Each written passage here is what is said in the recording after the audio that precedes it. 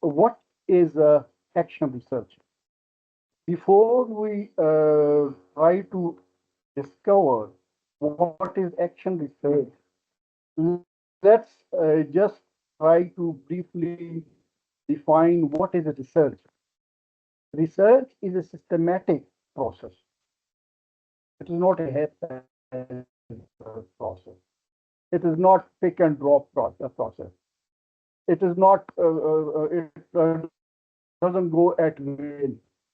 So it is a systematic scientific process of inquiry, where inquiry into certain things, certain issues, aimed at discovering, interpreting, or revisiting facts, events, behavior, or theory. Now, very comprehensive definition of research. What is research? Research is a systematic process of inquiry. What is its aim? Its aim is to discover. We are trying to make a discovery, something new, or interpreting something already exists but needs explanation or interpretation. We are trying to interpret or revisiting facts. Some facts have been given.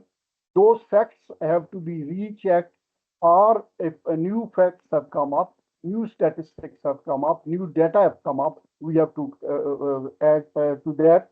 And if there are certain attitudes, trends, behaviors, or theories which needs to be revisited, we do it in research in a systematic manner. So it involves what all we have to do in a research.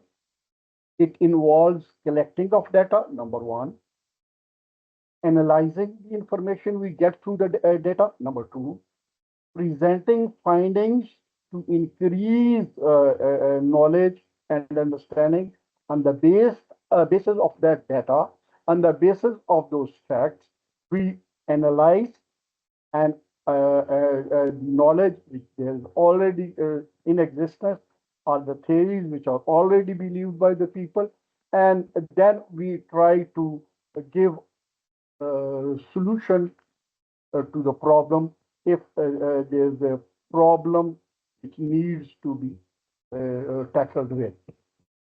This is the general definition of research. But what is action research? That's the title of Unit 6. What is the action research? Now, action research, there was a psychologist, social psychologist to be very precise. His name was Kurt Lewin. He was the founder of this term, action research, and he used this term in 1940s, about 80 years ago. We are talking about. So, what did he mean by the qualified term action research? Action research, according to him, is the process of finding the solution. Same thing as we do in all researches. It is the process of finding the solution through problem solving techniques. Okay. And the expected outcome of the action research, which addresses the issues, improves the practice. Now, that is a further qualification, which may not necessarily be in general research. Here, expected outcome of the action research, which addresses the issue, improves the practice. The aim of that action research is that whatever is going on, whatever is the process that is taking place, let's assume we are talking in this educational setting. So if we are applying certain methodologies, certain techniques, we are facing some problems in our school setting. So we carry out a research in order to improve the system, in order to improve the methodology, in order to improve the technique, or whatever is going on in that particular setting. So it is done in groups during the activity is in progress. So if you remember, I talked about yesterday as well, that in action research, The teacher who is teaching may himself take on that job of research if he's competent enough and he knows the tools of research, or he may involve some of his colleagues to help him out in doing that. They may do it in group.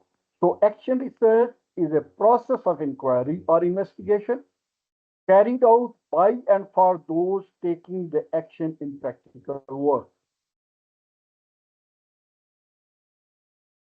What do we do in action research? Exactly what do we do in action research? So this beautiful slide shows you that first, starting from the extreme left top, we identify a problem. Then what we do, we raise the question. Then we make a plan. Then what we do in action research, we execute our plan. We examine our plan. Then down below, fifth step is that share your finding, whatever you got the finding after putting to your plan of research, then revise it and then reflect it and then collect the data. So this process goes on and on and on. It may start from one point and it would move, and it, as we explained later on also, it's a sort of chain reaction, moving from one point, ending up at the last one, then revisiting the whole thing, and then going through the same process again. What is the scope of action research? That means what is the canvas which is available to us? Number one is understanding students. That is one field of action research in educational setting. So what are the factors relating to students' behavior characteristics? So yesterday I showed you two, three slides in which those factors were given in detail. Then and another slide I showed you the factors relating to the teacher. So roles and functions of teachers, that also comes under the purview of action research. That means factors related to the teachers. That too, if you remember, I have shown you yesterday in the slide. Then school climate and infrastructure. That means that whatever is happening within the four walls of the school, we get out of our one classroom and now we take care of all the classrooms. And then we determine that what is, if there at all there is some issue, or if at all there is some process which needs improvement, in that point, we take up that issue, then we systematically start action research. Now, precisely, what are the phases of action research? What is the process through which we go? Here, there are four main phases in action research. Four main phases in action research. Number one is we identify the problem.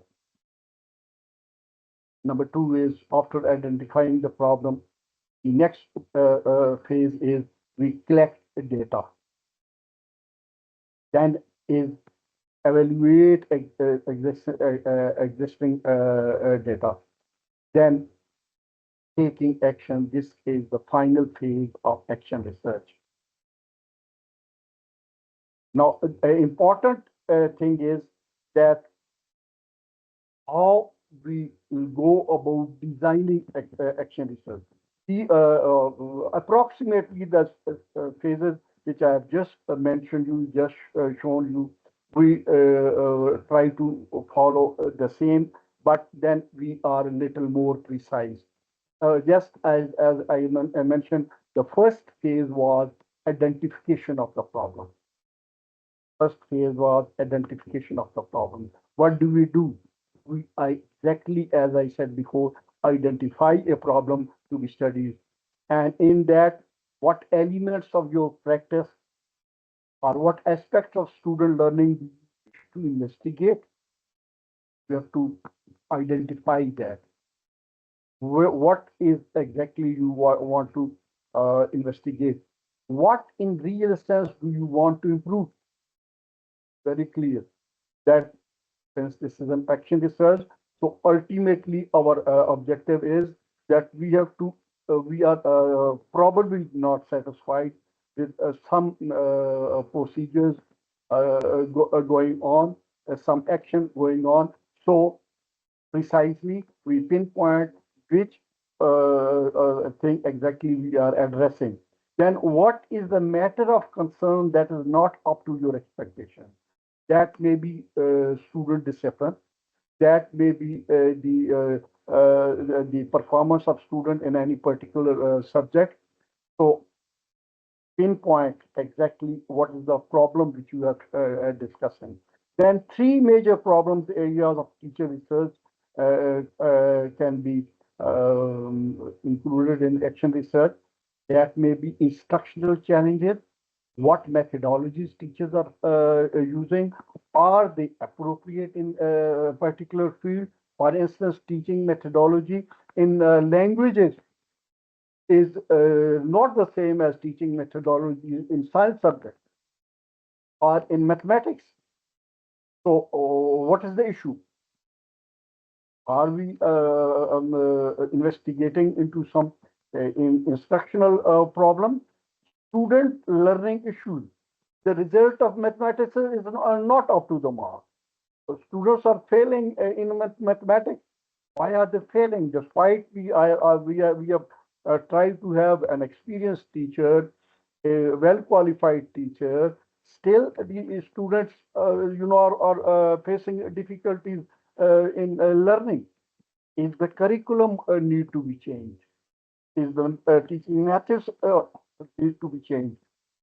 That particular problem which we want to tackle or look into, that is to be identified. This is number one. While you are making the format of educational research, first step is this. Then is classroom management. Maybe a particular class, say sixth class of boys, we have got frequent complaints against them. The principal is receiving reports of misbehavior, misconduct.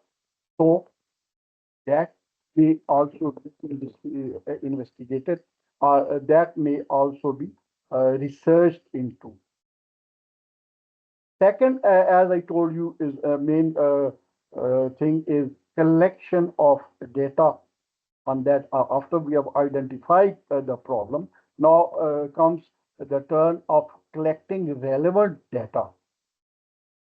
So there are numerous ways of collecting data. It can be done through observation. Teachers may be observing it and noting it. Then it may be through discussion with the colleagues. It may be through written questionnaire, which is distributed to the stakeholders. It may be that way. It may be formal verbal interviews one by one.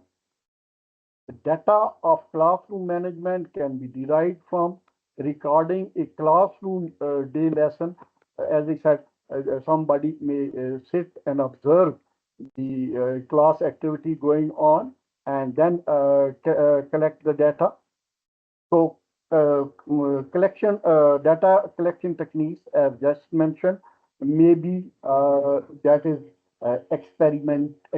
experiences, and in experiences we talk about through observation or field notes. Then it can be the action research data collection technique can be one of the three E's. Why we call it E's?